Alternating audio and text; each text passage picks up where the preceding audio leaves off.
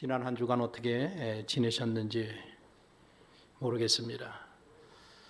정부가 지난 2주간 실시했던 사회적 거리 두기를 오늘 13일 다음 주일까지 연장하기로 했습니다. 그래서 다음 주일도 비대면 예배를 드려야 되고 아마 9월 달까지 그렇게 가리라 생각이 듭니다. 비대면으로 예배를 드린다고 할지라도 계신 곳에서 꼭 주일 예배에 함께 참여하시고 주일을 지키시는 성도가 되시기를 다시 한번 권면을 드립니다. 오늘은 은혜를 베푸소서라는 제목으로 말씀을 나누고자 합니다. 본문 123편의 내용을 온전히 파악하려면 먼저 배경 역사를 아는 일이 중요합니다. 123편의 표제는 성전에 올라가는 노래라고 되어 있습니다. 성전에 올라가는 노래라는 표제를 가진 시편은 120편부터 134편까지 한 묶음으로 되어 있는 시편입니다. 히브리 원문을 보면 성전에 올라가는 노래라는 그런 표제에 성전이라는 단어가 빠져 있습니다. 그냥 올라가는 노래로 되어 있습니다. 올라가는 노래라는 뜻에는 세 가지 학설이 있는데, 첫 번째로는 바벨론에서 해방된 이스라엘이 예루살렘을 향하여 올라가게 됨을 노래하는 학설이라는 설이 있습니다. 두 번째로는 명절을 맞이하여서 예루살렘을 향하여 순례하려 가는 사람들이 부르는 노래라는 학설이 있고, 마지막으로 세 번째로는 이 노래를 할 때는 곡조를 올려서 하라는 그런 학설도 있습니다. 이 세 가지 학설 중에서 대부분의 학자들은 첫 번째, 바벨론에서 해방된 이스라엘이 예루살렘을 향하여 올라가게 됨을 노래하는 시라는 데에 동의하고 있습니다. 예루살렘은 5,000년 성경의 역사가 살아 숨쉬는 땅입니다. 예루살렘의 역사가 이스라엘의 역사라고 할 수 있습니다. 주전 1000년경에 다윗은 왕이 된 후에 여부스 족속을 예루살렘에서 몰아내고 예루살렘을 점령합니다. 그리고 그것을 수도로 정하고 도시를 세웁니다. 그 후로 다윗의 아들 솔로몬이 지금의 엘 아크사 사원이라는 그 자리에 성전을 짓습니다. 성전도 짓고 왕궁도 짓고 망루도 건설합니다. 다행스럽게도 그 당시에 세운 도시가 아직까지 흔적이 남아있다는 것입니다. 그러나 예루살렘의 영화는 다윗과 솔로몬 시대에만 누렸습니다. 그 뒤로는 아수르 왕 사네립이 쳐들어오고 바벨론 왕 느부갓네살에 의해서 예루살렘의 영화는 막을 내리고 맙니다. 그 이후 예루살렘은 2000년 동안 20차례나 주인이 바뀌고 10여 차례나 파괴당합니다. 바벨론에 의해 예루살렘은 불에 타서 초토화되고 이스라엘의 백성은 예루살렘에서 포로로 잡혀갑니다. 그 바벨론이 멸망하자 이스라엘 백성은 고향으로 돌아옵니다. 그러나 다시 페르시아의 통치를 받게 됩니다. 그 뒤로 알렉산더 대왕의 통치를 받게 되고, 그리고 다시 이집트와 수리아의 지배를 받게 되고, 그리고 주 70년에 마침내 로마가 예루살렘을 침략하여서 예루살렘을 완전히 쑥대밭을 만듭니다. 로마 제국은 이스라엘 백성을 모두 예루살렘에서 내쫓고 거주하지 못하도록 법적으로 금하게 됩니다. 그때로부터 한동안 예루살렘은 주인이 없는 땅이 되옵니다. 인근 지방에 살던 블레셋 사람들과 유목민들이 들어와서 살게 됩니다. 이때부터 이스라엘은 역사 속으로 사라지고 로마 제국은 그 땅을 이스라엘 사람들이 가장 싫어하는 민족 블레셋의 이름을 따서 팔레스타인 땅이라고 부르기 시작을 했습니다. 오늘 시편 123편은 바벨론에서 해방된 이스라엘이 예루살렘을 향하여 올라가게 됨을 노래하는 시입니다. 그런 역사적인 배경을 가진 시라는 것을 우리가 먼저 알아야 합니다. 그리고 다음으로는 그런 배경 속에서 기록한 이 시편 기자의 마음이 어떤 마음으로 이 시를 기록했는지 그 마음을 파악하는 일이 중요하다 할 수 있습니다. 이 시편 기자는 어려서부터 부모님으로부터 예루살렘에 대한 이야기를 많이 들었습니다. 명절이 되거든 또는 집안의 대소사로 일가 친척이 모이는 날이면 어른들이 둘러앉아서 주고받는 예루살렘에 대한 이야기를 늘 들으면서 자랐습니다. 그리고 이제 70년 만에 그렇게 말로만 들었던 내 나라 내 고향으로 돌아가게 됩니다. 요즘식으로 말하면 이 시편 기자는 바벨론에서 예루살렘으로 역이민을 하게 된 것입니다. 이 시편에서 우리는 70년 만에 고국으로 역이민하는 이 시편 기자의 마음을 읽을 수 있어야 합니다. 그의 마음이 어떻겠습니까? 환희와 기쁨과 희망과 설레이는 마음이 가득합니다. 그러나 또 한편으로는 불안한 마음, 초조한 마음, 염려와 걱정하는 마음도 있습니다. 이 두 마음이 뒤섞여 있는 것입니다. 요즘 정부와 갈등을 겪고 있는 의료계의 의사들 중에서 이민을 고려하는 사람들이 증가하고 있다고 합니다. 미국에는 미국 국익에 도움이 되거나 이익이 되는 사람들에게 영주권을 주는 그런 제도가 있습니다. NIW가 바로 그런 제도입니다. 여기에 해당하는 대표적인 직종이 의료계인데, 의사들이 본인 분야에서 일정 수준의 성과나 업적을 있으면 쉽게 영주권을 받을 수가 있습니다. 그래서 요즘 의사들이 미국으로의 이민을 고려하고 있다는 것입니다. 이민을 고려하고 있는 의사들이 있다고 하면 그 사람의 심정을 한번 생각해 보십시오. 얼마나 많은 생각이 있겠습니까? 이 고국을 떠나서 어쩌면 새로운 삶을 다시 시작할 수 있다는 희망과 기쁨과 기대가 있을 수 있습니다. 하지만 새로운 곳에서 새로운 삶을 시작해야 한다는 부담감과 불안감과 걱정과 초조한 마음도 있을 것입니다. 그런 두 마음이 뒤섞여 있는 아주 복잡한 심경입니다. 지금 이 시편 123편의 기자의 마음이 그런 마음이라는 것입니다. 이 사람이 몇 살인지는 알 수 없습니다. 하지만 바벨론에서의 70년 포로 생활을 마치고 이제 이 민족이 예루살렘으로 돌아갑니다. 어떤 나라인지는 모르지만 어려서부터 부모님으로부터 들어 알고 있던 그 내 나라, 내 고향으로 돌아가는 것입니다. 이 낯선 고향으로 돌아가는 시편 기자는 자신과 자신의 가정 앞에 놓여 있는 미래가 어떻게 펼쳐질지 알지 모르는 상황에 놓여 있습니다. 우리는 외국으로 이민 가는 사람들은 아닙니다. 하지만 오늘 우리의 삶의 현실 속에서 불안해하고 염려하고 초조해하고 있습니다. 그래서 이 시편 기자의 신앙이 우리에게 도움을 줄 수 있을 것 같습니다. 이 시편 기자는 자신 앞에 놓여 있는 그 힘겨운 현실을 신앙으로 이겨내고 있기 때문에 그렇습니다. 이 사람은 어떻게 그 현실을 이겨내고 있는가? 첫 번째로 그는 시선을 하나님께 고정하면서 이겨낸다라는 것입니다. 1절을 보십시오. 하늘에 계시는 주여, 내가 눈을 들어 주께 향하나이다. 우리의 인생은 우리가 무엇을 바라보고 어떤 시각으로 바라보고 어디를 바라보느냐에 따라 달라질 수가 있습니다. 시편 기자는 어둡고 불안한 현실 앞에 서 있습니다.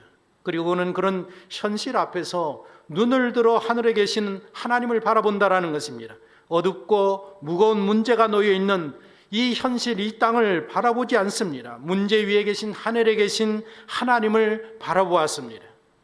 우리는 이 시편 기자의 이 자세를 주목해야 합니다. 우리는 무겁고 힘겨운 현실 앞에 취할 첫 번째 태도가 바로 이것입니다. 우리는 문제 많은 이 땅에 우리의 두 발을 굳게 딛고 서 있어야 합니다. 하지만 우리의 두 눈은 하늘에 계신 하나님께 고정할 필요가 있는 것입니다. 이 시편 기자가 믿는 하나님이 누구입니까? 하늘에 계신 하나님이라고 고백을 하고 있습니다. 하늘에 계시다라는 것은 세상의 모든 것들을 초월해 계시다라는 뜻입니다. 전지전능하신 하나님임을 고백하고 있습니다. 우리의 믿음도 그렇지 않습니까? 그래서 오늘도 우리는 우리의 신앙 고백을 이렇게 시작하였습니다. 나는 전능하신 아버지 하나님, 천지의 창조주를 믿습니다. 바로 이것이 우리의 신앙 고백입니다.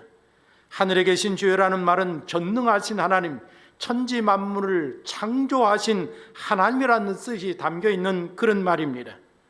우리가 우리의 무거운 현실 앞에서 눈을 들어 하늘에 계신 주께 시선을 고정해야 되는 이유가 여기에 있습니다. 하나님은 하늘에 계신 전능하신 하나님이시기 때문에 그렇습니다. 예수님도 같은 맥락에서 제자들에게 말씀하십니다. 예수님이 우리가 어떻게 기도해야 되는지 기도하는 방법을 가르쳐달라고 이야기했을 때 예수님이 뭐라고 대답했습니까? 하늘에 계신 우리 아버지여 라고 기도를 시작하라 말씀하셨습니다. 요즘 당신의 시선은 누구에게, 어디에, 무엇에 맞춰져 있습니까? 이 땅의 그 무엇에 시선이 맞춰져 있다고 하면, 그렇다고 하면 우리는 실망할 수밖에 없습니다. 나의 무거운 현실 앞에서 나의 시선이 사람이나 상황이나 환경에 맞춰져 있으면 실망감에서, 좌절감에서, 절망감에서 벗어날 수 없습니다. 오늘 우리나라의 현실을 보십시오. 이 땅에서 일어나고 있는 일들을 우리가 바라보면 좌절감밖에 들지 않습니다. 요즘 우리나라를 보면 우리나라 전체가 분열의 영에 사로잡혀 있는 것 같습니다. 지난주에 대통령께서 페이스북에 올린 간호사들에게 전하는 감사의 글에 3만 개 이상의 댓글이 달렸다고 합니다. 좋은 마음으로 읽으면 그런가 보다 할 수 있는 글인데, 좋지 아니하는 마음으로 읽으면 충분히 오해해서 할 수 있는 그런 내용의 글입니다. 많은 사람들이 의사와 간호사들의 사이를 지도자가 분열시키고 있다라고 열을 올리고 있습니다. 그뿐입니까? 오늘 우리나라를 보면 국민과 의료진이 분열되고 있습니다. 국민과 국민이 분열되고 있고, 임대인과 임차인이 분열되고 있습니다. 국민과 교회가 분열되고, 종교인과 기독교인들이 분열되고, 교회와 교회가, 크리스찬들과 크리스찬들이 분열되고 있습니다. 대통령이, 여당이, 야당이, 언론이, 시민을 위한 온갖 단체들이, 그리고 종교 지도자들이 하는 말로 인하여서 이 나라가 분열에 휩싸이고 있습니다. 그런데 이런 상황에 대해서 하나님이 말씀하시는 그 성경의 말씀은 무엇입니까? 에베소서 6장 12절을 보십시오. 우리의 씨름은 혈과 육을 상대하는 것이 아니요 통치자들과 권세들과 이 어둠의 세상 주관자들과 하늘에 있는 악의 영들을 상대함이라. 이 나라를, 정부를, 국민을 편가르고 갈등하게 만들고 싸움을 붙이는 존재가 있다라고 고백을 하고 있습니다. 바로 그것은 악한 영이라는 것입니다.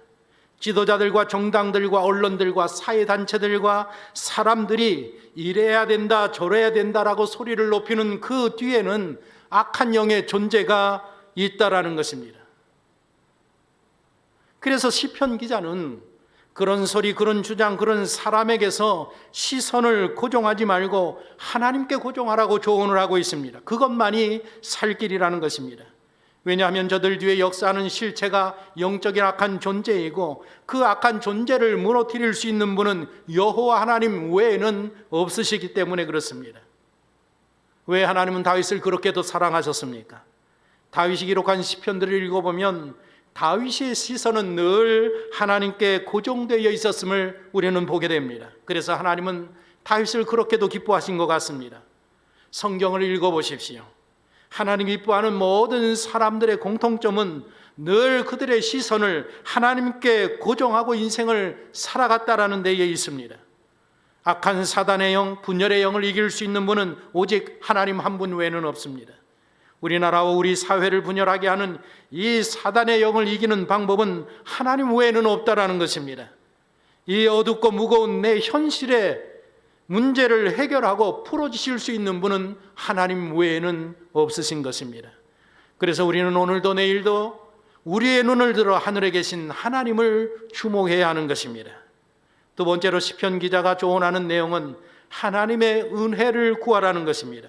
2절, 3절, 4절을 보십시오. 상전의 손을 바라보는 종들의 눈같이, 여주인의 손을 바라보는 여종의 눈같이 우리의 눈이 여호와 우리 하나님을 바라보며 우리에게 은혜 베풀어 주시기를 기다리나이다. 여호와여 우리에게 은혜를 베푸시고 또 은혜를 베푸소서. 심한 멸시가 우리에게 넘치나이다.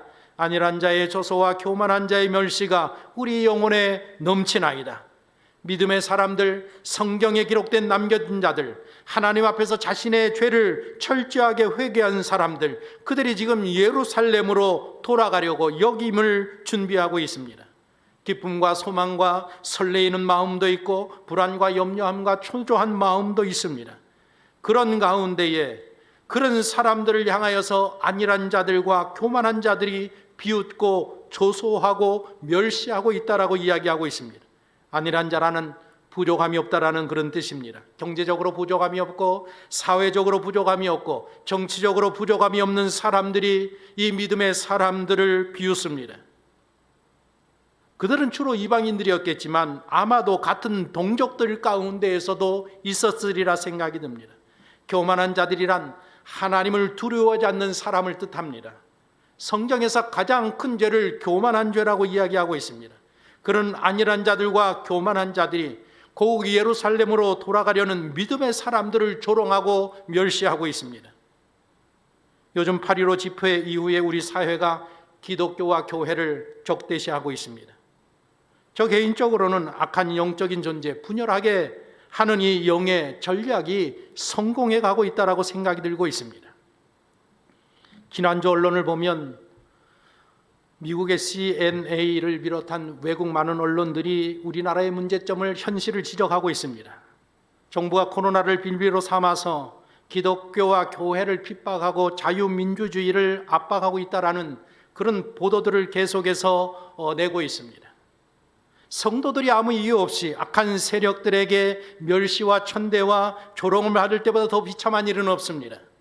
요즘 악한 영의 역사로 기독교와 교회와 성도들이 이 사회에서 멸시와 천대와 조롱을 받는 존재가 되어가고 있습니다.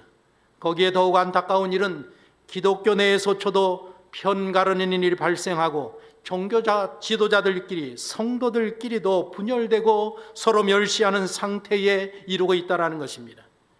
왜 어떻게 이 지경까지 오게 되었습니까?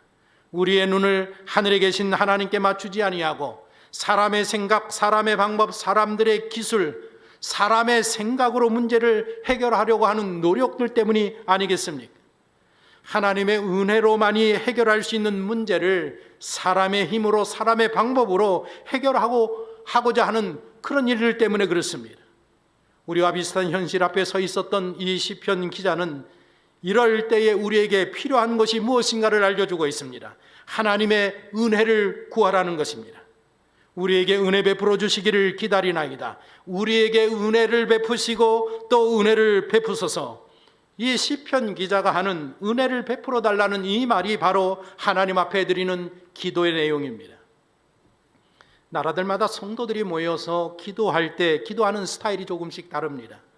우리 한국 사람들, 우리나라 성도들이 한 자리에 모여서 합심하며 기도하자고 하면 우리는 주로 통성 기도합니다. 저마다 한 목소리로 그냥 기도하고 싶은 대로 주여 외치면서 통성 기도를 합니다. 그러나 미국 사람들은 그렇게 하지 않습니다. 한 자리에 모인 사람들이 기도하자고 하면 한 사람 한 사람 돌아가면서 짧게 돌아가면서 기도하는 방식으로 기도를 합니다. 러시아 사람들은 또 어떤 방법으로 하는가? 간단한 한 문장을 계속해서 반복하는 기도를 한다고 합니다. 예를 들면 주님 나를 긍휼히 여기소서, 주님 나를 긍휼히 여기소서, 주님 나를 긍휼히 여기소서.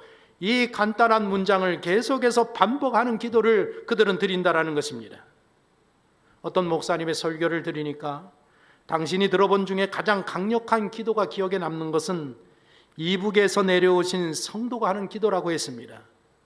그분이 기도할 때 아바지라고 부르는데 아바지의 그 한마디에 그분의 그 간절함과 그분의 온 마음이 담겨져 있는 기도를 듣게 되었다라는 그런 내용을 들은 적이 있습니다. 아마도 이 시편 기자의 기도는 러시아식의 기도가 아닌가 생각이 듭니다. 주여 은혜를 베푸소서, 주여 은혜를 베푸소서, 주여 은혜를 베풀어 달라라는 이 기도를 계속해서 반복하고 있습니다. 기도에 관한 구절 중 하나가 요한계시록 5장 8절 맞습니다. 그 두루마리를 취하시면에 생물과 24장로들이 그 어린 양 앞에 엎드려 각각 검은고와 향이 가득한 금 대접을 가졌으니 이 향은 성도의 기도들이라. 우리가 이 세상에서 기도하는 기도들이 향이 되어 하나님 앞에 올라가서 쌓이고 있다는 것을 뜻하고 있습니다. 우리가 반복해서 기도해야 하는 이유가 여기에 있습니다. 많은 찬송가를 작곡한 엘리사 호프만이라는 목사님이 계십니다. 이 목사님이 목회 사역에 많은 환난과 어려움이 있었습니다. 결혼 생활 10년째 되던 날에 어린 새 아들을 남겨두고 사모님이 천국에 가셨답니다. 그러나 그 힘들고 어려운 상황 속에서도 늘 예수님의 십자가의 보혈의 능력을 의지하면서 주님을 찬양하면서 42년 동안 목회를 해가시는 중에서 2000여 편의 찬송을 지었다라는 것입니다. 우리가 부르는 대표적인 예수 십자가에 흘린 피로써 구주의 십자가 보혈로 주의 친절한 팔에 안기세, 우리가 늘 즐겨 부리던 이 찬송들을 다 저 목사님이 작사 작곡하였습니다. 이 목사님께서 목회하실 때 하루는 한 여자 성도 집에 신방을 가게 되었다라는 것입니다. 그런데 이 여자 성도는 인생의 큰 문제 앞에서 슬픔을 주체하지 못하고 계속해서 울면서 목사님에게 말하기를, 목사님 어떻게 하면 좋습니까? 목사님 어떻게 하면 좋습니까? 라고 눈물을 그치지 못했다라는 것입니다. 아무리 권면하고 아무리 말을 해도 이 여자 성도의 그 슬픔을 이겨내지 못하고 울기를 그치지 않았다라는 것입니다. 더 해줄 말이 없었던 목사님께서 이렇게 말씀하셨다라는 겁니다. 성도님이 모든 슬픔을 예수님께 아뢰는 그런 도리밖에 없지 않겠습니까? 예수님만이 성도님의 슬픔을 위로하실 수 있습니다. 그 말이 끝나자 그 여자 성도가 울음을 그치면서, 목사님 맞습니다. 예수님께 아뢰면 되는 거지요. 예수님께 아뢰면 되는 거지요. 신방을 마치고 돌아오는 그 목사님 발걸음, 그리고 그 마음속에 계속해서 예수님께 아뢰면 되지요. 예수님께 아뢰면 되죠라는 그 여자 성도의 고백에 말이 계속해서 들려왔다라는 것입니다. 그래서 집에 돌아와서 펜을 들어서 지은 찬송이 찬송가 337장이라는 것입니다. 내 모든 시험 무거운 짐을, 우리 1절만 기도하는 마음으로 찬양해 보겠습니다. 337장입니다.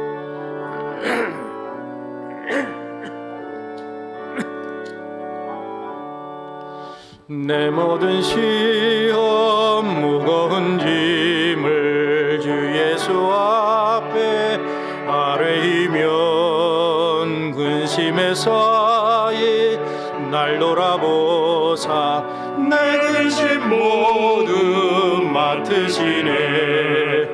무거운 짐을 홀로 지고 견디라 못해 쓰러질 때 불쌍히 여겨 구원해 주리 은혜의 주님 온 4절 한 번 더.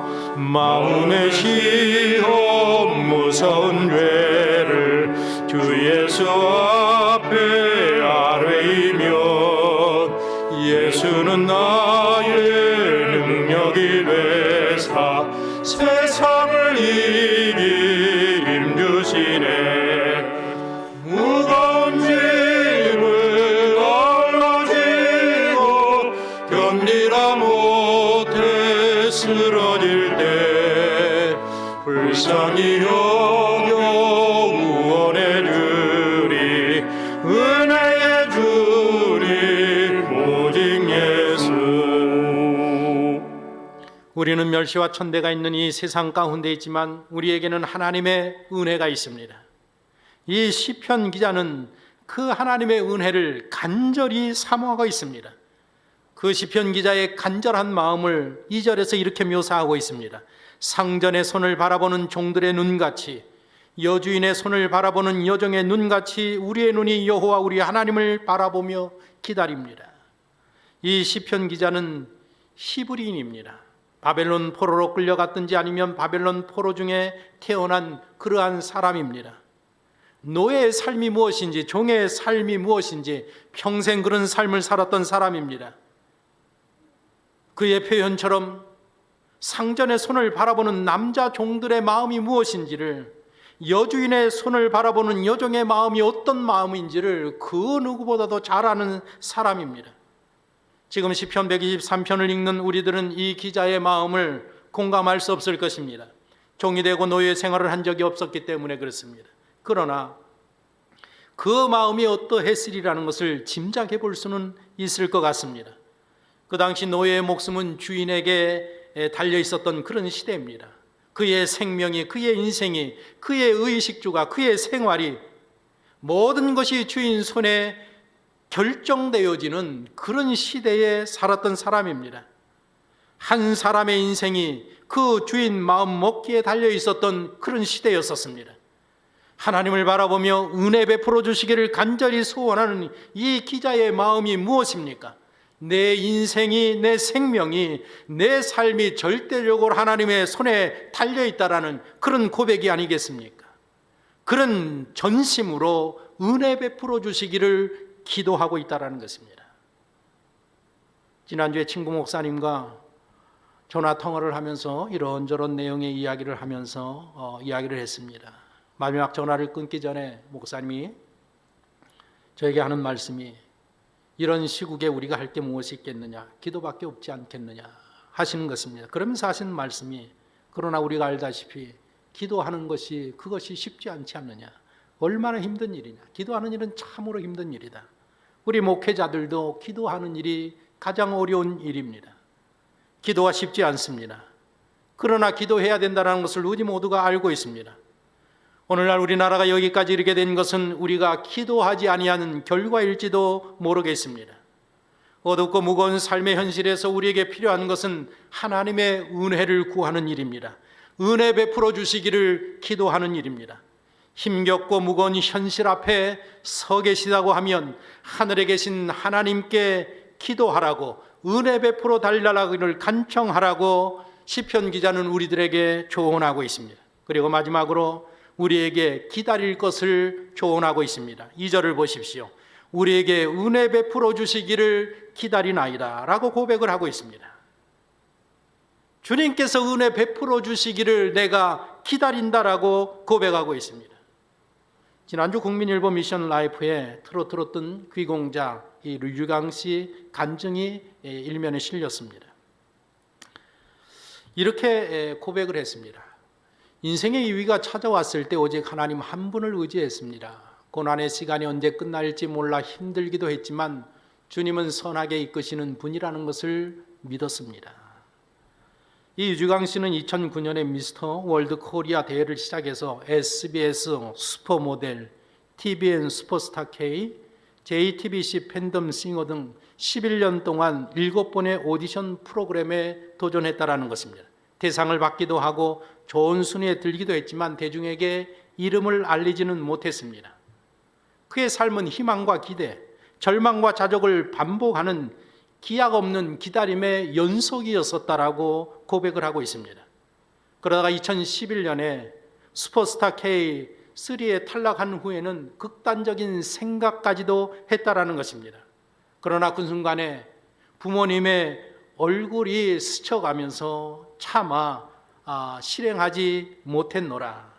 그러면서 자기의 어려웠던 인생들을 쭉 고백하며 그가 결론적으로 한 이야기가 바로 이 말입니다. 믿음의 다른 말이 기다림이라는 것을 배웠습니다. 믿음의 다른 말이 기다림이라는 것을 배웠다라고 고백을 했습니다.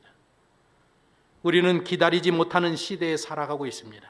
배달을 시켜도 기다리지 못하고, 신호등에 잠시 걸려도 기다리지 못하고, 식당에 가서도 기다리지 못합니다. 시편 기자는 인내하지 못하고 기다리지 못하는 우리들에게 기다릴 것을 주문하고 있습니다. 기다리라. 하나님께서 은혜 베풀어 주실 때까지 인내하며 끝까지 기다리라고 조언하고 있습니다.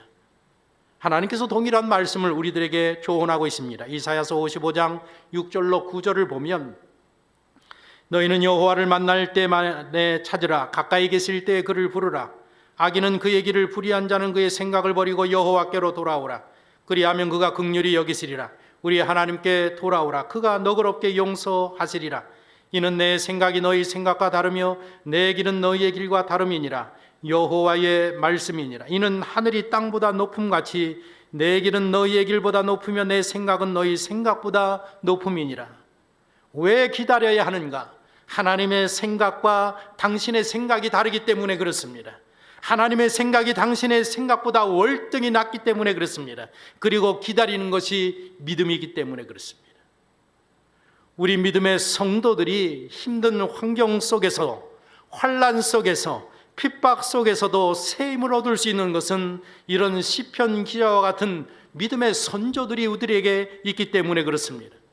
그들도 현재 당하고 겪고 있는 그런 힘든 상황 속에서 살아간 사람들입니다. 그들은 그런 현실 속에서 땅을 향해 또 눈을 들었습니다. 하늘에 계신 하나님을 바라보았습니다. 그분께 시선을 고정하였습니다. 사람들의 조소와 멸시 속에서 눈을 하나님께 돌렸습니다. 지금 당신에게 필요한 행동이 바로 이것이라는 것입니다. 당신의 시선을 하늘에 계신 하나님께 돌려 고정해야 하는 것입니다. 그리고 그들은 하나님의 은혜를 구했습니다. 기도하기가 너무 힘들었지만 그래도 기도하기를 포기하지 아니하였습니다. 오늘 시편 기자가 하는 기도가 무엇입니까? 우리에게 은혜 베풀어 주소서. 너무나도 짧은 기도였지만 전심을 다하여서 하나님 앞에 기도합니다. 우리에게 은혜를 베풀어 주소서. 우리에게 은혜를 베풀어 주소서. 그리고 그들은 기다렸습니다. 하나님이 문제를 해결해 주실 때까지, 은혜를 베풀어 주실 때까지 기다렸다라는 것입니다. 그렇게 그들은 믿음은 기다림이라는 것을 알고 살았던, 신앙의 길을 걸었던 선조들입니다. 몹시 힘들고 어둡고 무거운 현실 앞에 서 계십니까? 그렇다고 하면 이번 한 주 이 세 가지를 기억하십시오. 당신의 시선을 하나님께 고정하십시오. 그리고 하나님 앞에 은혜를 구하는 기도를 시작하십시오. 이번 한 주 이 기도를 드려보십시오. 주의 은혜를 베푸소서. 다른 기도 길게 하실 거 없습니다. 이 짧은 기도, 순간순간마다 숨을 쉴 때마다 이번 한 주 동안 주여 은혜를 베푸소서, 주여 은혜를 베푸소서라고 짧은 기도를 계속해서 하나님 앞에 드리십시오. 그리고 하나님의 응답을 기다리십시오. 참 좋으신 하나님, 당신의 인생을 주관하시는 살아계신 여호와 하나님께서 이 한 주간 당신에게 큰 은혜 베풀어 주실 줄로 믿습니다. 기도하겠습니다.